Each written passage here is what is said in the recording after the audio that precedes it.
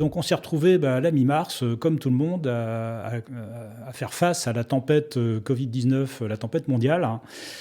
Et avec évidemment comme premier effet déjà la disparition du jour au lendemain de 18 ouvriers de l'ESAT, qui sont donc les ouvriers en situation de handicap qui nous aident à produire les cafés et les chocolats, qui étaient donc des personnes sensibles pour le coup, et qui ont donc déserté la ligne de prod à la fois de chocolat et de café du jour au lendemain. Et donc là, je m'étais donné à ce moment-là à peu près 2 semaines pour finalement essayer de comprendre un petit peu ce qui allait se passer, donc quel serait l'effet en fait du Covid, notamment sur nos ventes, et puis voir comment on allait s'adapter. Donc déjà par défaut en tant que marin, réduction de voilure, on verrouille l'ensemble des dépenses et puis on attend 2 semaines pour voir ce qui se passe.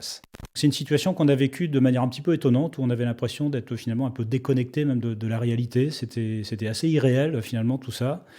Et puis le temps a passé, on a même fini par battre notre record absolu de chiffre d'affaires en plein mois d'avril. Donc bon voilà, donc il fallait vraiment produire de manière massive pour répondre à tout ça.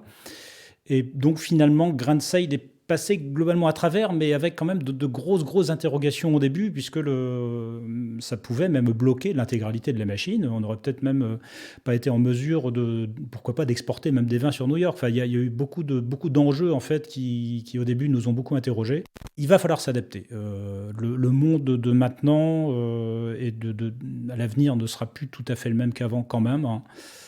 Pas drastiquement différent, mais il va quand même falloir s'adapter un petit peu et sans doute trouver ses plans B et ses plans C pour quasiment tout. Alors, il est vrai que Grain de Sale, le modèle même de Grain de Sale se base en fait sur un meilleur respect de la planète en général. C'est pour ça qu'on essaye de développer ces fameux cargos qui ont une empreinte environnementale beaucoup plus faible.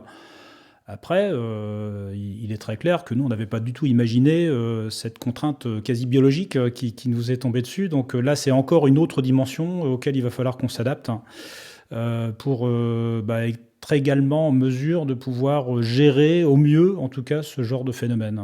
Alors, par chance, les cafés et les chocolats Grain de Sale sont des produits, on s'en est finalement rendu compte, qui étaient assez fortement consommés par les personnes qui étaient coincées chez elles en confinement. J'espère qu'on a contribué modestement en tant qu'antidépresseur pour les gens qui ont vécu cette période un peu difficile. Donc merci à tous pour la dégustation forcée pendant ces temps-là.